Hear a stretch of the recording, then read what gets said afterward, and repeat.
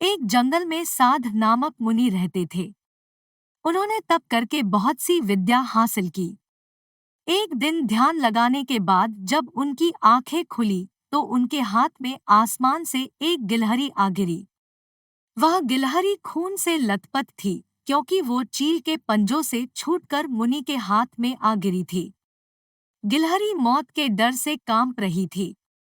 मुनि को उसके ऊपर दया आ गई। उन्होंने सोचा क्यों ना इसे अपनी विद्या से अपनी बेटी बना लूं। मेरी पत्नी कब से संतान प्राप्ति की चाह रख रही है, लेकिन उसके भाग्य में संतान है ही नहीं। अब यह बात बताकर उसे दुखी करने की जगह कुछ साल इस गिलहरी को ही बेटी बनाकर उसे सौंप देता हूँ।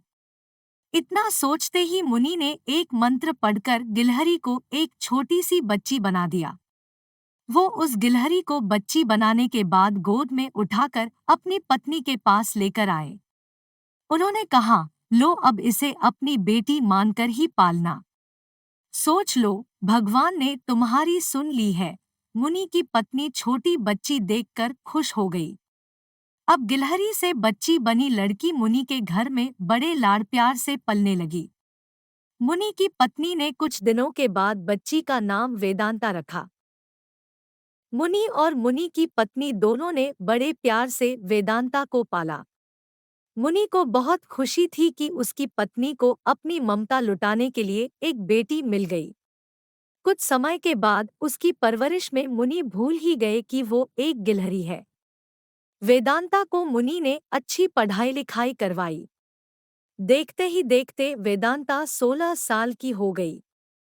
अब मुनि की पत्नी को अपनी सुंदर बेटी की शादी करवाने की चिंता होने लगी।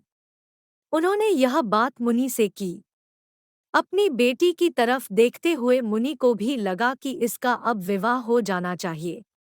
मुनि ने अपनी पत्नी से कहा कि तुम चिंता मत करो, मैं इसके लिए योग्य वर ढूंढ लूंगा।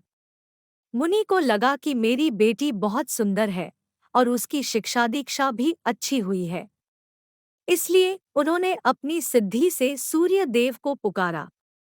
सूर्य देव ने मुनि को प्रणाम करके बुलाने की वजह पूछी। तब मुनि ने कहा, मेरी बेटी विवाह के योग्य हो गई है। मैं चाहता हूँ कि आप इसके पति बने। सूर्य देव ने कहा, आप एक बार अपनी पुत्री से पूछ लीजिए। अगर उसे मंजूर है तो मेरी तरफ से भी हाँ है। तब वेदांता बोली, पिताजी, यह बहुत गर्म है। मैं इनके पास नहीं जा पाऊंगी और ना ही इन्हें देख पाऊंगी। मुनि ने वेदांता से कहा, कोई बात नहीं, हम दूसरा वर देख लेंगे। तभी सूर्य देव ने कहा, हे मुनिवर, मुझसे श्रेष्ठ बादल है, आप उनसे बात कीजिए। वह मेरे प्रकाश को भी ढक देते हैं। मुनि ने अब बादल को याद किया। बादल गरजते हुए मुनि के पास पहुंचे और उन्हें नमस्कार किया। इस बार मुनि ने सीधे वेदांता से पूछा, क्या तुम्हें यह वर पसंद है? वेदांता ने जवाब दिया, पिताजी, मेरा रंग गोरा है और इनका काला। हमारी जोड़ी अच्छी नहीं लगेगी। तब बादल ने मुनि से कहा, आप पवन देव को बुलाइए। वे मुझसे श्रेष्ठ है। उनमें मुझे उड़ाकर इधर से उधर ले जाने की ताकत है। अब मुनि ने पवन देव का स्मरण किया। पवन देव के आते ही मुनि ने अपनी बेटी से पूछा, क्या आपको यह वर पसंद है? वेदांता बोली, पिताजी, यह तो एक जगह ठहरते ही नहीं है। इनके साथ मैं घर कैसे बसा पाऊंगी? इस बार मुनि ने पवन देव से पूछा, मुझे अपनी पुत्री के लिए वर की तलाश है। आप बताइए कि आपसे श्रेष्ठ कौन है? पवन देव ने जवाब दिया, मुनिवर, आप पर्वत को बुला सकते हैं। वह मेरा रास्ता रोक देते हैं। वह मुझसे श्रेष्ठ है। तुरंत मुनि ने पर्वत को पुकारा। पर्वत को देखते ही वेदांता बोली, यह तो पत्थर है। इनका दिल भी पत्थर का ही होगा।